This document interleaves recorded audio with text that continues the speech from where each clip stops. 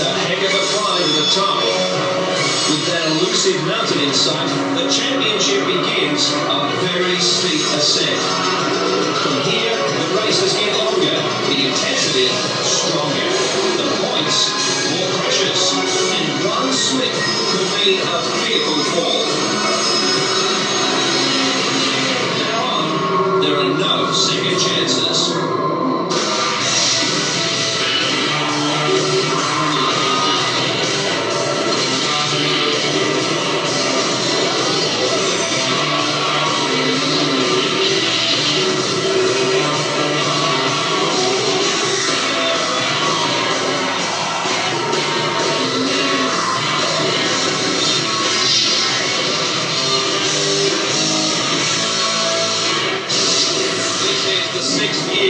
Supercar Championship has staged around the Queensland Raceway, the most recently built permanent road course in this series. But today's race will be the 8th overall because for the first 2 years there were 2 rounds held here. After some early teething problems, it's become massively popular, and why not? Marcus Ambrose, this guy here, and Stephen Richards from Castrol Perkins Racing have traded the championship lead from round to round and even from race to race.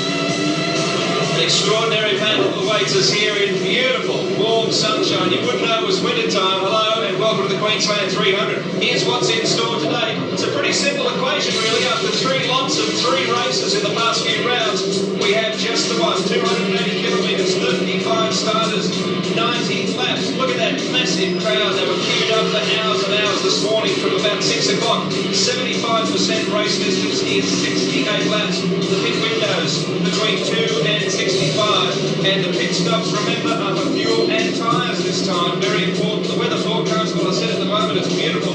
Expectations of some cloud, but the maximum is very, very healthy indeed. And on that subject, we have a healthy championship battle. Let's take a look at the points spread now. I mentioned that Ambrose and Richards have been trading that particular spot, number 1. But Marcus is now 50 points ahead of Rick Kelly after the Perth round, and Stephen has dropped a couple of points. Remember, he had that setback early in that round and fought back strongly.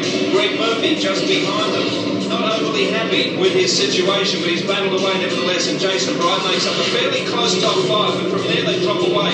John Bow, the best of the Fords after Marcus, and then Russell Ingle, Marcus's teammate, hasn't had a lot of luck, but he's had the pace. Garth Tander, Todd Kelly and Paul Wheel, that's your top 10. Well, it was a very, very tough battle, not only in qualifying, where a second separated more than 20 cars, but in the shootout itself, Marcus Ambrose prevailed in a very, very exciting session. Here he is receiving the Munro Pole Award, and it was hard fought.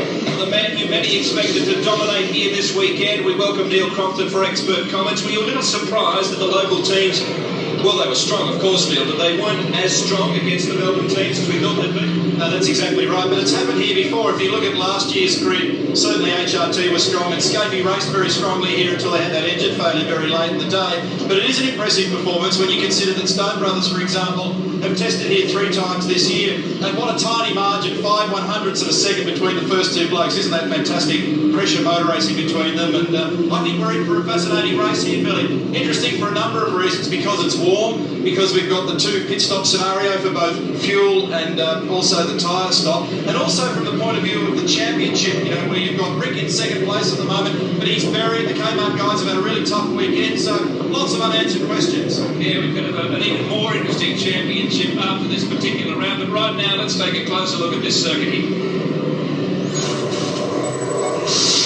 Established in 1999, Queensland Raceway, one of the newer facilities on the V8 Supercar Tour, 3.1 kilometres clockwise. It may look simple, it's not. It is not an easy track to set up for, and peculiar by virtue of the fact that there's 2 high-speed corners there, 1 and 2, followed by a bunch of tight stuff and some very awkward bumps. One of them right here on the braking approach to 3.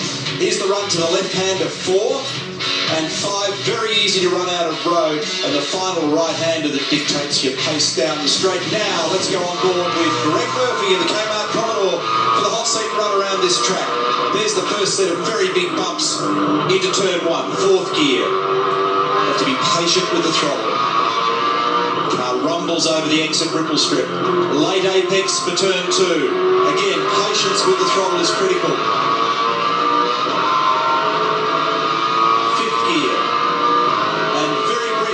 sixth, just under 250 kilometres per hour. Huge bumps on the approach to 3. Unusual in the shape of this corner, and you've got to feed the power on very gently, or the left rear tyre hates it. Briefly in 5th gear, the marshalling post is the trigger point for braking. The left-hander in the infield. Murph's going for 2nd, some opt for 3rd, depends on the performance of the car. Upshifts quickly to 3rd. Easy to miss a gear when you make the change from 3rd to 4th with lateral load on the car, then the final corner. Greg opts for 3rd gear, trying to make life easy for the left rear tyre. It's a busy track, and running around here for nearly 300 k's will be a real test of driver and V8 supercar. Well, let's get the latest from the pits now with Greg Ross.